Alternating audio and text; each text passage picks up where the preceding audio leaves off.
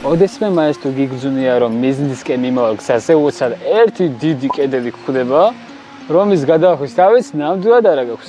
ალბათ დამეთანხმები რომ ასეთ სიტუაციაში რაიმის გაკეთება შეუძლებად მოგეჩვენება. და სიტყვით თუ გეტყვი რომ გამოსავალი გაცილებით მარტივია ვიდრე წარმოგიდგენია.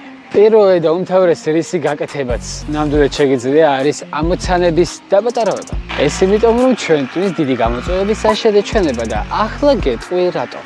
აი მაგალითად თუ წიგნის დაწერა გინდა, არ იფიქრო 200 გვერდის დაწერაზე. უბრალოდ შემოიფარგლე ერთი გვერდით. რადგან პატარა ნაბიჯები უფრო ადვილია და თამამისი შესრულების შემდეგ თავს კარგად გაგზავნებს. აი კიდევ, წარმოიდგინე რომ თვითმწვერვალზე გინდა ასვლა. მას ხომ პირდაპირ ვერ გადაახტები არა?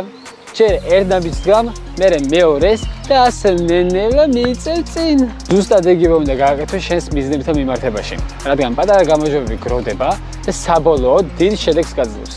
თუ ახალი უნარის სწავლა გინდა, თქვათ გიტარას დაკვრა, მოეცდები მთელი სიმღერის სწავლას ერთ დღეში. უბრალოდ ივარჯიშე ერთ აკორდზე. თავარია პროგრესზე იყო ორიენტირებული და არა სრულყოფილებაზე. იცი რატომ მუშაობს ეს ასე? იმიტომ რომ შენს ტვინს საჩვევი აზრს, რომ საქმის დაწყება არ არის მტკივნეული. როდესაც ერთი წინადადების ან ერთი აკორდის დავალება გაქვს და პირობა მიცემული შენ თავთან რომ ამას უეჭველის შეასრულებ, წინამდებობა ქრება.